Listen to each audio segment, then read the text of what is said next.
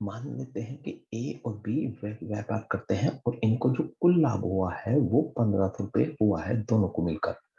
अब यहाँ पर मान लेते हैं इन्होंने एक मजदूर लगाया था, 300 रुपये उसकी मजदूरी देनी है। अब ये 300 रुपये मजदूरी कौन देगा, ए या बी? अब ये अपनी जेब से क्यों देंगे, ए क्यों देगा या बी क्यों देगा? तो इसका मतलब क्या है, ये 300 रुपये मजदूरी ना तो ए देगा ना बी देगा, ये जो कुल लाभ हुआ है उसमें से दी जाएगी। तो अब बच गए हैं यहाँ पे 1200 रुपये। अब 1200 रुपये में से भी अगर कोई और तरह का खर्च है तो मीन्स वो काटा जाएगा। तो कहने का मतलब है जितने भी खर्च होंगे पहले वो लाभ में से कटेंगे और जो बचेगी वो बटेगा ए और बी में। जैसे ही अब हम लोग यहाँ से देखते हैं क्वेश्चंस में, एक व्यापार में ए ने 29 रुपए और बी ने 31 रुपए लगाए। व्यापार की देख रेख के लिए ए को कुल लाभ का 20% मिलता है। तो अब यहाँ पर जो कुल लाभ हुआ है वो 1500 रुपए है। तो इसका मतलब 1500 रुपए का जो 20% बैठता है बटे 100 करेंगे मीन्स 300 रुपए। तो ये ए को ही मिलता है यहाँ से। तो यहाँ से ए को 300 रुपये मिल गया। अब जो बच गया है केवल वो बच गए हैं 1200 रुपये। अब वो मजदूरी के जो मिले हैं ए को, वो ए को मिले या कोई और आदमी करो, तो जो भी मजदूरी करेगा उसे मिलेंगे। अब शेष लाभ ए और बी में उनकी पूंजी के हिसाब से बांटा जाता है। अगर हम यहाँ से ए का धन और बी के धन का अनुपात देखते हैं तो 29 अनुपात 31 बन गया यहाँ पे। तो ए और बी का जो अनुपात बनता है 29 अनुपात 31 हो गया यहाँ से। तो मिस मिलाकर बन गया है यहाँ से ये 60। तो 60 रुपए के 60 के लाभ के हिसाब से हमें 120 रुपए 1200 रुपए बांटने। तो हम यहाँ से कर लेंगे से 20 गुना। तो ये हो गया 20 गुना होकर यहाँ से हमारे पास 580 रुपए मिलेंगे ए को और 20 गुना होकर मिलेंगे इसे 620 रुपए ए को। अब ये मिले हैं जो ये 1200 रुपए बटे हैं ये इनमें ये बटे हैं पूंजी के हिसाब से। और जो ये मिला था ये पूंजी के हिसाब से नहीं, ये मिल रहा था काम काम में सैलरी मिली थी। तो ये मिली है ए को। तो ए को 300 रुपए और मिले हैं। तो ए को टोटल जो लाभ मिला है जो पूंजी का और सैलरी का मिलाकर वो मिल गया है 880 रुपए। एक व्यापार में 50,000 रुपए लगाए हैं टोटल यहाँ पे, जिसमें कि सुमित है, सुनील है और मोनू है। ये तीन आदमी है। इन्होंने जो लगाए हैं क्रमशः 40%, 30% और 30% लगाए हैं। अब इसमें किसने कितना धन लगाया तो उसको हम लोग 50,000 उसमें डिवाइड कर लेते हैं। तो 50,000 का 40% देखेंगे तो 5 चौक 20 मीन्स 20,000 रुपए तो सुमित ने लगाए है यहाँ पर। और यहाँ से फिर इसका 50,000 का 30% 15,000 रुपए इसने लगाया सुनील ने। और फिर 15,000 रुपए इसने लगाए हैं यहाँ पर मोनू ने। अब तीनों ने कितना कितना धन लगाया वो हमारे पास हो गया। अब व्यापार की देख रेख के लिए कुणाल कुणाल एक चौथा आदमी आ गया यहाँ पे। कुल लाभ का 15% उसे मिलता है। तो कुल लाभ कितना है अब ये हम लोग यहाँ पे देखते हैं। तो कुल लाभ इस बार सवाल में हमारे पास यहाँ नहीं है। और सुनील को और मोनू को प्रत्येक को कुल लाभ का 5% मिलता है। किस बात का, देख रेख का, व्यापार की देख रेख के लिए। कुणाल को मिलता है 15% और इन्हें मिलता है 55%। शेष लाभ सुमित सुमित ने और मोनू ने और सुनील को में बांटा जाता है। कुणाल में क्यों, क्योंकि कुणाल ना का कोई धन यहाँ पे नहीं लगा। तो तीन आदमी का धन है तो शेष धन जो बटेगा वो केवल इन तीन आदमी में बटेगा। कुणाल केवल यहाँ पे काम करने वाला आदमी है, मीन्स उसे केवल सैलरी मिलेगी जो कि लाभ का 15% बनता है। अब शेष धन को इनकी पूंजियों में बांट देते हैं। अब यहाँ मोनू और कुणाल का कुल धन दिया है, मीन्स व्यापार में कुल लाभ कितना हुआ वो नहीं हमें पता, सिर्फ इन दो का कुल लाभ दिया है। तो यहाँ कुल लाभ कितना वो हमें नहीं पता। तो इसको हम लोग मान के चलते कि मान लेते हैं हमारा कि कुल लाभ कितना है, 100 रुपए है, माना है ये हमने यहाँ पे। अब यहाँ से हम लोग बात करते हैं। तो 100 रुपए में से 15 रुपए तो जाएंगे कुणाल के लिए। तो 15 रुपए कुणाल के नाम के चले गए हैं यहाँ से, मतलब कुणाल को मिलेंगे यहाँ से। तो 15 रुपए कुणाल को मिल गए हैं। 5 रुपए और 5 रुपए मीन्स प्रत्येक को मिला है। प्रत्येक को यहाँ पे कहा है सुनील और मोनू में से प्रत्येक को कुल लाभ का 5% मिलता है। 5% 5% तो सुनील को मिला है और यहाँ से मोनू को मिला है, इन दोनों को मिल गया। तो अब हमारे पास जो बच गए हैं यहाँ से वो 75 रुपए बच गए। अब 75 रुपए बटेंगे यहाँ पे वो इन तीन आदमियों में जिनकी पूंजी के हिसाब से, जिनकी पूंजी लगी है हुई है मतलब उन्हें मिलेंगे यहाँ पे। तो अब यहाँ से हम लोग देखते हैं पूंजी कितनी है यहाँ पे। तो पूंजी है यहाँ पे सुमित की, यहाँ से सुनील की, सुमित की, सुनील की और मोनू की जो पूंजी लगी हुई है तो 20,000, 15,000 और 15,000। तो इनके हम लोग यही अनुपात बना लेते हैं। तो यहाँ से 5 से काट ले, 3 जीरो, 3 जीरो, 3 जीरो खत्म हमारे यहाँ पे। 5 से काट लेते हैं 4 बार, तो 4:3:3 में इनका धन हमारे यहाँ पे लग रहा है। अब यहाँ से अगर हम लोग देखते हैं, अब ये अनुपात चाहे अगर हमें अनुपात चाहिए होता तो धन ना देखना होता तो वो अनुपात हम लोग यहाँ से भी सीधा बना सकते हैं। मीन्स 4:3:3 में इनकी पूंजी लग रही है। तो धन यहाँ से 50,000 से ले लो या ना। वैसे हमें यहाँ पे 50,000 की कोई यूज नहीं, क्योंकि हमें तो सिर्फ ये देखना होता है किसका कितना धन लग रहा है। तो 50,000 को यहाँ डिवाइड करने की भी हमें जरूरत नहीं है, सीधा सा ये हमारे पास में परसेंटेज है तो उसी से हमने अनुपात यहाँ से बना लिया है। अब टोटल हुआ है हमारा यहाँ पे 10 है यहाँ पे।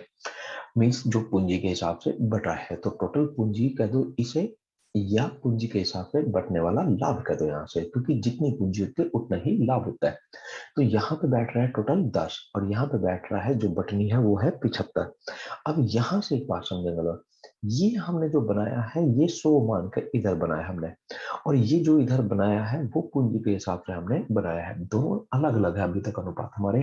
अब हमें पता है ये संख्या और ये संख्या दोनों तरफ से जो यहाँ से पूंजी की बची कुल लाभ की तरफ से और जो पूंजी की तरफ से बांट कर दोनों बराबर होनी चाहिए। तो इधर है 75, इधर है 10, तो 150 हम लोग बराबर कर लेते हैं। तो यहाँ पे भी 150 बना लेते हैं हम लोग और यहाँ पे भी 150 बना लेते हैं। 150 बनाते हैं इसे तो 15 गुना कर लेंगे, तो 15 चौका बन जाएगा 60, 15 तिया 45 और 15 तिया 45।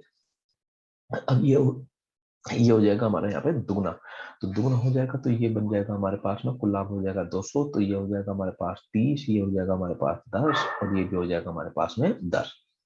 अब हमारे पास में ये देखना है कि उसने किस किस का नाम दिया है लाभ के अंदर, मोनू और कुणाल का नाम दिया है। तो मोनू का लाभ देखना है तो यहाँ से है 45 रुपए, तो 45 रुपए तो ये आगे, और मोनू को यहाँ से 10 रुपए और मिलने हैं यहाँ से, क्योंकि मोनू को लाभ में इसमें भी सैलरी का भी मिलना था। तो मोनू को 5 रुपए, सॉरी 10 रुपए यहाँ से मिलेंगे, 10 रुपए ये और प्लस के सुनील को भी मिलने हैं 10 रुपए ये। तो जो मोनू का लाभ है वो है पूरे 55 रुपए। तो मोनू का आ गया। अब कुणाल का लाभ चाहिए, मोनू के साथ कुणाल का है यहाँ पे, कुणाल के हैं 30 रुपए, तो प्लस के 30 रुपए ये हो गए। तो दोनों का मोनू का लाभ और प्लस कुणाल का लाभ वो है टोटल हमारा 85, जो कि बनाना है हमें इतना। तो बनाना जितना है तो उस ऊपर लिखेंगे हम लोग यहाँ से और बटे कर देंगे 85, इतने गुना में ये सारा बढ़ाना है। तो उसने कहा है यहाँ पे सुमित का और सुनील का कुल लाभ कितना है।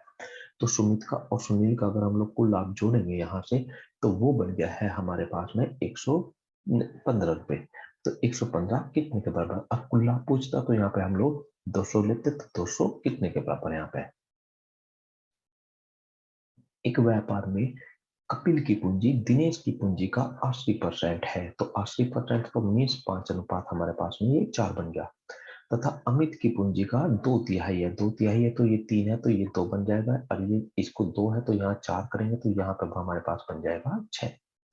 अब हमें पता चल गया है सबकी पूंजी कितनी है कि कपिल की है 4, दिनेश की है 5 और अमित की है 6।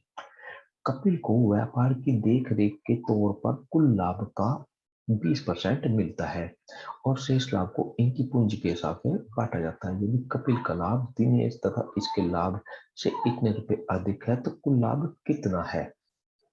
तो सिंपल सी बात है, तो कुल लाभ हमारा 100 है, तो 100 में से यहाँ पे 20 रुपए तो मिलने हैं देख रेख के लिए कपिल को मिलने हैं। तो 3 आदमी है यहाँ पे, तो पहला है कपिल, दूसरा है दिनेश और तीसरा है यहाँ से अमित, जो कि इनकी जो धन लगाया हुआ है इसका जो अनुपात है वो 4:5 अनुपात फिलहाल 6 है। तो यहाँ से कुल लाभ ये हमने ले लिया है इधर से 100 कुल लाभ। तो इस संख्या का अभी इस संख्या से कोई लेना देना नहीं है, इधर का हिसाब अलग और इधर का हिसाब अलग। तो 100 रुपए में से 20 रुपए देने हैं हमें यहाँ पे, वो देने हैं कपिल को इनाम के। तो बच गया हमारे पास 80। अब 80 बटेगा पूंजी के हिसाब में। अब इधर जो बैठता है वो बैठ रहा है 15, इधर बैठ रहा है हमारा 80। तो अब हम लोग क्या करते हैं, बराबर कर लेते हैं इसको यहाँ से। तो 80 और 15 संख्या को जो हम लोग बराबर कर पाएंगे वो कितने पे बराबर करेंगे, अब ये सोचना है मैं यहाँ पे। तो इसके लिए बड़ा सिंपल सा तरीका यूज कर लेते हैं। 15 में और 80 में कौन सी संख्या है जो दोनों तरफ बराबर आ रही है। मीन्स इनके टुकड़े कर लेते हैं हम लोग यहाँ से। तो 5 गुना 3 कर लेते हैं यहाँ से, और 5 गुना 16 कर लेते हैं, तो मीन्स 16 पंजे 80 होता है। तो 5 वो संख्या है जो दोनों जगह हमारी बराबर आ रही है यहाँ से बराबर करने के लिए। अब 3 इधर है और 16 इधर है, तो ये संख्या बराबर नहीं, तो इसका मतलब इधर कर लेते हैं गुना 16 की और इधर गुना कर लेते हैं हम लोग 3 की। तो मीन्स यहाँ पे जो बराबर हो जाएगा वो 240 पे बराबर हो जाएगा। तो जैसे अभी हमारे सामने 15 और 80 आता, तो ये पकड़ में ना आए कि कितने पे बराबर होगा, तो हम लोग हमेशा जैसे अभी हमने देखा टुकड़े कर ले करेंगे यहाँ से। तो अब हमें यहाँ पे ये संख्या 80 को 3 गुना करना है, तो इसका मतलब ये भी 3 गुना होगा, ये पे हो जाएगा 60 और ये 3 गुना होगा हो जाएगा ये हमारे पास में 300। अब ऐसे ही इसको हमें यहाँ पे 16 गुना करना है, तो यहाँ से जो जितनी भी संख्या 16 गुना हो जाएगी हमारी। तो कपिल वाली जो 16 गुना हो जाएगी, 16 चौका 64, 16 पंजे हो जाएगा हमारे 80 और 16 छिक्का बन जाएगा हमारे पास में 96 यहाँ पे। तो सारी संख्या हमारी बढ़ गई। अब इधर से बटने वाली पूंजी की संख्या और जो इधर की पूंजी की संख्या दोनों जगह सेम है, तो बिल्कुल हमारा कंसेप्ट सही है। अब यहाँ पे ये सारी संख्या अनुपात में बन गई यहाँ पे। तो अब उसने कहा कपिल का लाभ और दिनेश के लाभ, कपिल का लाभ दिनेश व अमित के लाभ से इतने रुपए अधिक है। तो अधिक देखना है कपिल का लाभ, तो कपिल को 64 रुपए तो ये मिले हैं और प्लस के 60 रुपए कपिल को यहाँ से मिलेंगे, मीन्स प्लस 60 ये हो जाएगा। तो टोटल कपिल का लाभ हो जाएगा यहाँ पे हमारे पास में ये 124 रुपए। अब ये हमें देखना है कि इन दोनों के कुल लाभ से कितना अधिक है, यहाँ पे सॉरी कम है। तो इन दोनों को अगर हम लोग जोड़ ले यहाँ से, तो मीन्स अब यहाँ पे भी एक हम लोग टाइम वेस्ट नहीं करेंगे यहाँ से। वो कौन सा, पहले इसे हम लोग जोड़ेंगे, जोड़ के लिखेंगे हम लोग यहाँ पर 176, फिर इसे इधर से लिखेंगे 124, तो घटाएंगे यहाँ से, तो घटाने के पास में मीन्स घटाने के बाद में जो यहाँ पर आएगा 2 5 वो आएगा 52। तो इस तरीके से भी हम लोग ये ऐसे नहीं करेंगे, यहाँ पे भी हमारा टाइम वेस्ट है। तो इसको कैसे करेंगे हम लोग, तो 64 यहाँ पे था, इधर करते हैं हम लोग यहाँ से 60 यहाँ था, ये तो कपिल का लाभ था, और 80 था और ये था हमारे पास में 96 इधर था दीपक का और अमित का। दोनों का घटाने का मतलब कमा अधिक का मतलब क्या, अंतर अंतर बनाना है, तो इससे इसे काटो, तो यहाँ पे रह गया हमारे पास में 20 रह गया यहाँ पे। अब 20 में से इसे फटाक से यहाँ से काटो, तो ये रह गया 44 रह गया यहाँ पे। अब 44 में और ये 96, इधर 96 इधर 44, तो सीधा सा हमारे पास में 2 बच गया है और यहाँ पे बच गया 5, तो मीन्स कितना 52। इस तरीके से फटाफट हम लोग काट के अंतर बना देखेंगे। तो हमारा बैठ रहा है अंतर 52, तो बैठाना है यहाँ से 1560, तो देख लेंगे कितने गुना करना है हमें यहाँ पे, तो 3 गुना करना है, तो मीन्स 30 गुना करना है। तो उसने पूछा कुल लाभ, तो कुल लाभ फिलहाल हम जो लेकर चले थे वो कितना था 300, तो गुना 300 करेंगे तो कुल लाभ हमारा बन जाएगा यहाँ से। राम श्याम और मोहन ने एक व्यापार में क्रम से 14,000 रुपये और यहाँ से 12,000 रुपये लगाए। मोहन ने कुछ धन लगाया। अब यहीं से हम लोग बात समझते हैं। तो राम को व्यापार की देख रेख के लिए कुल लाभ का 10% मिलता है, तो कुल लाभ हमारे पास हो गया 100, और जिसमें से जो राम को मिलता है कुल लाभ का वो 10% मिलता है, मतलब 10। अब मोहन को शाम को कुल सहायक के लिए 5% मिलता है, तो यहाँ पे शाम है उसे मिलता है 5% मिलता है यहाँ से, और शेष लाभ उनकी पूंजी के हिसाब से बांटा जाता है। तो इसका मतलब जो यहाँ पे मोहन है उसने यहाँ पे काम नहीं करा, तो उसको यहाँ पे नहीं मिलेगा। तो ये जो अमाउंट मिली है ये मिली है उन्हें सैलरी के रूप में, जिसमें से मोहन को नहीं मिलती, राम और श्याम को मिलती, क्योंकि राम और श्याम ने काम करा है। अब जो शेष अमाउंट बच गई है हमारी, वो शेष अमाउंट बच गई है, इसमें से ये चली गई है हमारे पास में 15 जाने के बाद, ये बच गई है हमारे पास में 85। अब ये 85 अमाउंट बढ़ेगी पूंजी के हिसाब से, इनकी जो पूंजी बैठती है उस हिसाब से शेष अमाउंट बढ़ती है। अब किसने कितनी पूंजी लगाई तो किसको कितना लाभ मिलेगा, अब वो हम लोग देखते हैं। यहाँ पे उसने कहा है राम को कुल लाभ का 45% मिलता है, तो 45% मिलता है वो कुल लाभ का मिलता है, तो कुल लाभ कौन सा हमारा, तो कुल लाभ हमारे दो चीज के बनते हैं, सैलरी मिलाकर और पूंजी मिलाकर जो बनेगा वो इनका राम का श्याम का अलग अलग कुल लाभ बन जाएंगे।